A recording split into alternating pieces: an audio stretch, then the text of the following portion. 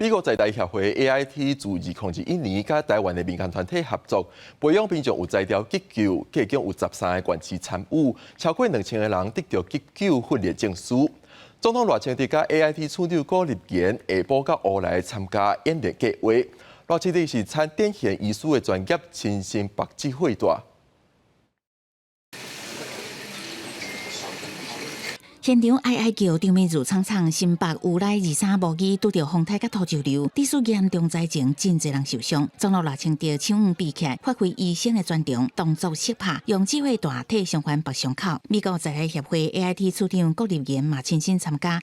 受伤的民众不少，我看到大家都训练有素了，也就是说把伤患集中在一个地方，同时马上进行。 减伤分类，那个演员做得非常想中的演员，其实让我有点紧张，看到这发生这个发生。AIT 为2021年开始，甲台湾灾难医疗队发展协会合作，举办真侪场紧急救护训练，培育个人成为第一线反应员，有急救的技能，提升社区救灾量能。3年来推广台湾13个县市偏乡，包括平湖离岛，超过2000人得到证书。郭立言表示，挽救2.0计划显示出美台伫人道援助灾难 防救方面的合作，也肯定台湾是印太地区的模范。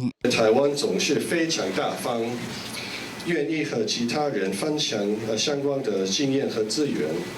这种民间的韧性，真的可以作为印太地区的模范。 赖总统表示，面对气候变迁、天灾地变，每一个人都应该有能力保护家己、稳定社区。政府推动全社会防卫论成委员会，嘛是让国家更较有力量应应各种的挑战。